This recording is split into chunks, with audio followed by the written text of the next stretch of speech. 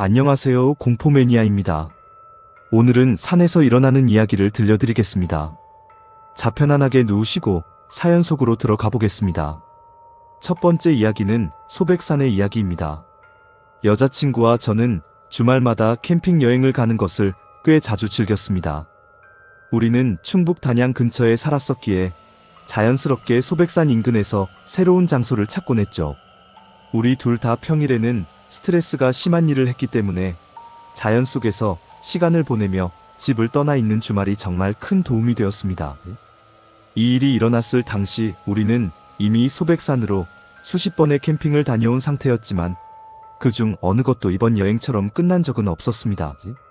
토요일 아침 우리는 약 5km 정도의 짧은 트레일을 따라가면 나오는 산의 비교적 평평한 부분에 위치한 한적하고 좋은 캠핑장에 가기로 결정했습니다. 그 특정 장소에는 가본 적이 없었지만 인터넷에 후기가 많고 길도 잘 나와 있어서 꽤 유명한 곳이라고 생각했습니다. 진우인 저와 여자친구인 수진이는 짐을 싸고 SUV에 캠핑 장비를 실은 뒤 출발했습니다. 우리 집에서 차로 45분 거리였는데 목적지에 가까워질수록 비가 꽤 많이 내리기 시작했습니다. 이쪽 산간 지역에서는 흔한 일이라 우리는 비 오는 날씨에 익숙했고 계획을 취소할 정도는 아니라고 생각했습니다. 입구에 도착했을 때 길가 바로 옆에 주차된 다른 차 한 대를 보았습니다. 인기 있는 장소인 것을 감안하면 사람이 더 많을 줄 알았는데 한 대뿐이라 오히려 다행이라고 생각했습니다. 하지만 장비를 챙기기 시작했을 때 수진이가 무언가를 지적했습니다. 주차된 차량의 조수석 문이 몇 센티미터 정도 살짝 열려 있었던 것입니다. 우리는 주변에 주인이 있는지 둘러보았으나 아무런 흔적도 없었습니다. 주인이 실수로 열어두고 간 것이라 짐작하고 비에 조수석이 흠뻑 젖어 있길래 더 나빠지지 않도록 문을 밀어서 닫아주었습니다. 우리는 길을 따라 걷기 시작하며 그 차가 얼마나 이상한지에 대해 이야기했습니다. 문이 열려 있어 잠기지도 않은 상태였고 꽤 비싼 신형 자동차였기에 상황이 더욱 기묘하게 느껴졌습니다. 비가 점점 세차게 내려 우리는 캠핑장에 빨리 도착해 텐트를 치기 위해 걸음을 재촉했습니다. 대략 2시간 정도 고개를 넘어 올라간 끝에 캠핑장에 도착했습니다. 그런데 도착하자마자 가장 먼저 본 것은 평지 중앙에 이미 설치된 작은 텐트 하나였습니다. 우리는 1인용 텐트를 가진 누군가가 비를 피해 쉬고 있을 거라 생각하고 방해되지 않게 길 저 멀리 구석진 곳에 우리 텐트를 쳤습니다. 1시간 정도 텐트 안에서 가져온 음식을 먹으며 젖은 물건을 말리고 있는데 밖에서 사람 목소리가 들렸습니다.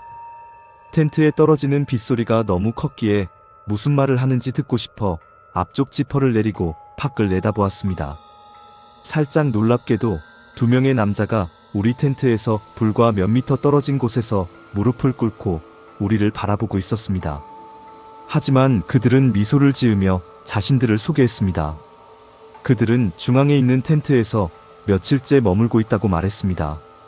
저도 재빨리 우리를 소개하고 하룻밤만 묵고 갈 예정이라고 말했습니다. 그들이 돌아간 뒤 지퍼를 올리고 수진이를 쳐다보았습니다. 전체적인 상황이 다소 어색했고 그들의 행동이 연기하는 것처럼 조금 이상해 보였습니다. 두 남자 모두 몸에 딱 맞는 청바지와 티셔츠를 입고 있었는데 그들의 텐트는 성인 남성 2명이 들어가기엔 너무 작아 보였습니다. 며칠 동안 여기서 캠핑을 한 사람들의 차림새가 전혀 아니었습니다. 우리는 만약의 경우를 대비해 텐트 지퍼를 살짝 열어두고 그들을 지켜보기로 했습니다. 1시간이 더 흘렀지만 특이한 점은 없었습니다. 그들은 좁은 텐트 안에 계속 갇혀 있는 것 같았습니다. 밖이 어두워지자 우리는 침낭을 준비하고 잠자리에 들었습니다. 너무 피곤해서 금방 잠이 들었습니다. 하지만 몇 시간 뒤 밤중에 화장실에 가고 싶어 잠에서 깼습니다. 비가 계속 내리고 있어서 젖지 않도록 우비를 챙겨 입고 텐트 뒤쪽 나무 사이로 몇 걸음 나갔습니다. 그런데 빗소리 사이로 사람들의 목소리가 들렸습니다. 어디서 들리는지 파악하기 어려웠지만 주변을 둘러보아도 아무도 보이지 않았습니다. 그러다 중앙에 있는 작은 텐트를 보았는데 앞쪽 지퍼가 열려 있었고 그 안에는 아무도 없었습니다. 그 남자들이 텐트에서 밤을 보낸다고 했던 말이 떠올라 점점 걱정이 되기 시작했습니다. 저는 텐트로 달려가 수진이를 깨워 상황을 설명했습니다. 그녀도 나만큼이나 불안해했습니다. 어떻게 해야 할지 논의하던 중 우리 텐트 뒤쪽에서 목소리가 들려왔습니다. 텐트 안에 앉아있는 것이 더 이상 안전하지 않다고 판단한 저는 수진이에게 당장 떠날 준비를 하라고 말했습니다. 저는 작은 주머니 칼을 집어들고 재빨리 텐트 밖으로 나가 주위를 살폈습니다. 아까 봤던 두 남자가 우리 텐트에서 불과 몇 미터 떨어진 나무 옆에 서 있었습니다. 그들은 아무런 감정도 드러내지 않고 무표정하게 저를 바라보았습니다. 아예 움직이지도 않았습니다. 그 순간 저는 이 사람들이 끔찍한 무언가를 할 계획이라는 것을 직감했습니다. 그들은 저를 전혀 무서워하지 않았습니다. 잠시 후 수진이가 텐트 밖을 내다보았고 저는 충격 상태에서 그녀에게 산 아래쪽 길을 가리키며 빨리 가라고 소리쳤습니다. 가방도 버려둔 채 텐트 뒤쪽으로 그녀를 따라 달렸습니다. 캠핑장 가장자리에 도달했을 때 뒤를 돌아보니 두 남자는 여전히 그 자리에 서서 우리를 지켜보고만 있었습니다. 쫓아오려고 시도조차 하지 않았습니다. 우리는 극심한 공포 속에서 약 10분간 전력 질주했고 남은 구간을 빠르게 걸어 차로 돌아왔습니다. 그런데 길가에 주차되어 있던 그들의 차는 여전히 그 자리에 있었지만 제가 닫아주었던 조수석 문이 다시 열려 있었습니다. 우리는 곧바로 가장 가까운 주유소로 달려가 경찰에 신고했습니다. 며칠 뒤 경찰로부터 더 많은 정보를 듣게 되었고 상황은 더욱 무서워졌습니다. 경찰이 조사한 결과 그 차는 최근 실종 신고가 된 한 노인의 소유였습니다. 차 안의 소지품들은 도난당한 상태였고 캠핑장에 있던 텐트 역시 그 노인의 것이었습니다. 하지만 경찰은 그 두 남자를 찾지 못했습니다.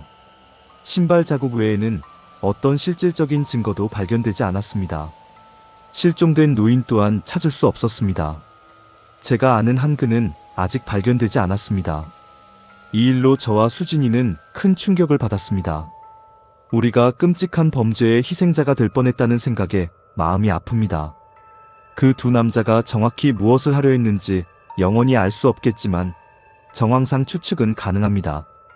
내 앞에 무표정하게 서 있던 그 두 남자의 기억은 지금까지도 제 마음속에 선명하게 남아 있습니다. 두 번째 이야기입니다. 저는 20대 후반과 30대 초반에 여행을 많이 다녔습니다. 보통은 한 곳에 이틀 정도 머물렀지만 업무 때문에 경기도 가평의 한 장소에 일주일 정도 머물러야 했던 적이 있었습니다. 예상보다 일이 일찍 끝나서 돌아가기 전 하루의 자유시간이 생겼습니다. 평소 실내에서만 일했기에 이번 기회에 자연을 즐기기로 하고 유명한 등산 코스를 선택했습니다. 저는 일찍 일어나 등산복을 챙겨 정오가 되기 전 입구에 도착했습니다. 주차장에는 다른 차가 아무도 없어서 만족스러웠습니다. 인터넷 정보에 따르면 왕복 6시간 정도 걸리는 코스였습니다. 물병과 간식을 챙겨 걷기 시작했습니다. 첫 1시간은 정말 평화롭고 좋았습니다. 스트레스 받는 업무와 삶에서 벗어나 좀 쉬고 싶었거든요. 하지만 걷다 보니 길 옆 땅바닥에 앉아있는 한 남자를 발견했습니다. 그는 검은색 후드티로 얼굴을 가린 채 머리를 숙이고 자고 있는 것처럼 보였습니다. 제가 가까이 다가가자 그는 고개를 들고 제가 지나가는 동안 저를 빤히 쳐다보았습니다. 그를 어떻게 생각해야 할지 몰라 좀 섬뜩했지만 계속 길을 갔습니다. 다음 몇 분 동안 저는 계속해서 아래로 내려갔습니다. 두어 시간 후 피곤함을 느껴 길가 통나무에 앉아 간식을 먹었습니다. 제가 거기 있었던 시간은 아마 10분 정도였을 거예요. 그런데 아까 지나쳤던 그 남자가 길 아래쪽에서 나타났습니다. 그가 저를 향해 다가오고 있었지만 아직 거리가 꽤 있었습니다. 그래서 저는 서둘러 가방을 싸고 계속 길을 내려가기로 했습니다. 그와 엮이고 싶지 않았으니까요. 하지만 제 계획은 성공하지 못한 것 같았습니다. 불과 몇 분 후 제 뒤에서 달려오는 큰 발소리가 들렸습니다. 돌아보니 그 남자가 제 쪽으로 조깅해 오고 있었습니다. 저는 그가 그냥 지나가길 바라며 옆으로 비켜섰지만 그는 결국 제 바로 앞에 멈춰 섰습니다. 솔직히 말하면 꽤 긴장했고 불안했습니다. 이 남자에 대해 정말 불안한 기분이 들었거든요. 그는 아무 말도 하지 않고 주머니에서 무언가를 꺼내 보여주었습니다. 지갑이라고 말하며 이거 떨어뜨리신 것 같아요라고 했습니다.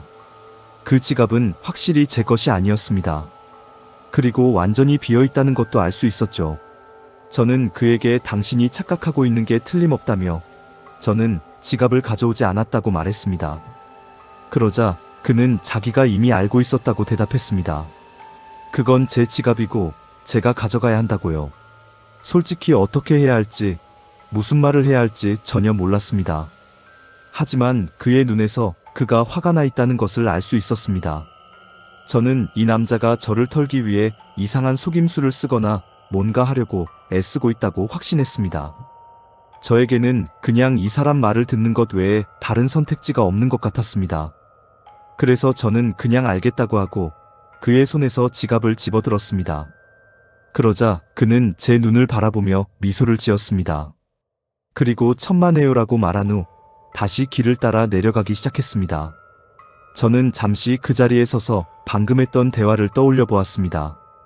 지갑을 꺼내 자세히 살펴보니 전형적인 갈색 가죽 지갑이었는데 꽤 낡고 오래되어 보였습니다. 지갑을 열어 주머니를 샅샅이 뒤져봤지만 안에는 정말 아무것도 없었습니다. 너무 혼란스러워서 뭘 해야 할지 몰랐지만 이 남자와 다시 마주치고 싶지는 않았습니다. 그래서 이제 막차로 돌아가는 길을 시작했습니다. 지금은 오후 4시였고 차까지 돌아가는데 2시간 정도 남았습니다. 산책을 즐기려고 최선을 다했지만 그런 일이 일어나니 계속 생각하게 되었고 더 긴장되었습니다. 저는 끊임없이 주변을 둘러보며 그가 저를 따라오지 않는지 확인했습니다. 다행히 저 앞에 제 차가 보였고 해가 막 지기 시작해 긴 그림자를 드리우고 있었습니다. 제 차는 등산로를 향해 주차되어 있었기에 저는 차 앞쪽으로 걸어가고 있었습니다. 제가 몇 미터 떨어진 곳에 있었을 때 한 남자의 그림자가 다가오는 것을 알아챘습니다. 마치 웅크리고 있는 것처럼 제 차 뒤에 숨어 있었습니다. 저는 걸음을 멈추고 제 차 옆의 그림자를 멍하니 바라보았습니다. 저는 도망치는 것이 이 상황을 바꿀 것이며 분명 비극적인 결말로 끝날 수도 있다는 걸 알았지만 그가 제 차를 훔치려 하거나 강도질을 하려 한다는 것도 알았습니다. 몇 초 후 저는 조용히 주머니에 손을 넣어 열쇠를 찾았습니다. 그리고 조수석 쪽으로 달려가 재빨리 차 문을 열고 올라탔습니다. 조수석 쪽에서 소리가 들리자 그 남자는 즉시 벌떡 일어나 운전석 문으로 바로 달려갔습니다. 저는 바로 직전에 안쪽에서 문을 잠갔고 그는 그것을 열려고 했습니다. 그가 창문을 두드리기 시작하자 저는 운전석으로 기어들어가 차 시동을 걸었습니다. 아까 그 남자였습니다. 그는 저에게 지갑을 돌려달라고 소리치기 시작했습니다. 저는 그를 무시하고 차를 돌려 그곳에서 빠져나왔습니다. 그리고 큰 길로 접어들어 가능한 한 빨리 그곳을 떠났습니다. 제가 차를 몰고 떠나려 하자 그는 다시 숲속으로 뛰어들어갔습니다. 제 계획이 성공했던 것 같습니다. 그가 운전석 문을 열지 못하게 해서 시간을 벌 수 있었으니까요. 가는 길에 보이는 경찰서에 멈춰 그 남자를 신고하고 지갑을 건네준 후 호텔로 돌아갔습니다. 친구 한 명에게 전화해 이 황당한 상황을 이야기했습니다.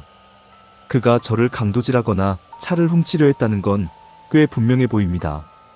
저는 여전히 그 지갑의 목적이 무엇인지 의문을 품고 있습니다. 어떤 실질적인 의미도 없었으니까요. 어쨌든 안전하게 탈출해서 정말 기쁩니다.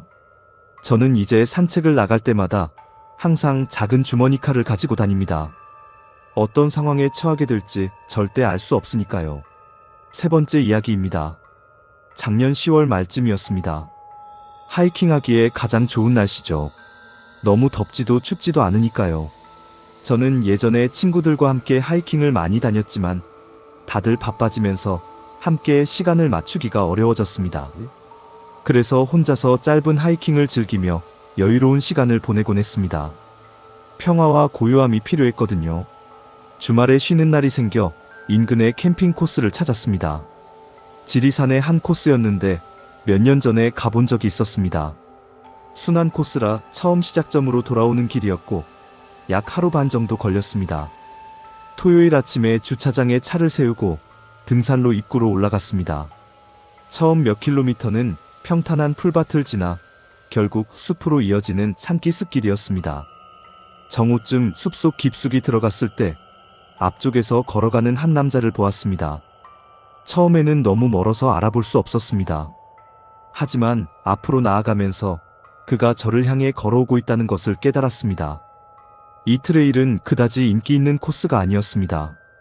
주말이라 다른 사람일 거라 생각했지만 그가 더 가까이 다가오자 배낭을 메지 않았다는 사실을 알아챘습니다. 67시간 정도 걸리는 이 깊은 길에 물병 하나 없이 왔다는 건 제 상식으론 매우 이례적인 일이었습니다. 그가 몇 미터 앞으로 다가오자 저에게 손을 흔들었습니다. 저도 예의상 화답했지만 고립된 지역이라 조심하고 있었습니다. 그가 지나갈 때 발소리가 멈추고 흙이 부스러지는 소리가 들렸습니다. 그가 몸을 돌려 저를 마주보고 섰습니다. 그리고 정말 이상한 것을 물었습니다. 일행은 어디 있나요? 어떻게 대답해야 할지 잘 몰랐습니다. 이 낯선 사람이 제가 혼자인지 확인하려는 건지 궁금했습니다. 불편하고 불안한 기분이 들어 저는 일행은 내 뒤에서 몇 분 정도 늦게 오고 있다고 대답했습니다. 이 남자가 제가 혼자라고 생각하는 걸 원치 않았으니까요. 그는 좋아요라고 답하고 미소를 지으며 다시 걷기 시작했습니다. 저는 반대 방향으로 계속 나아갔습니다. 몇 시간이 흘렀지만 저는 대부분의 시간을 그 남자의 이상한 상황에 대해 생각하며 보냈습니다.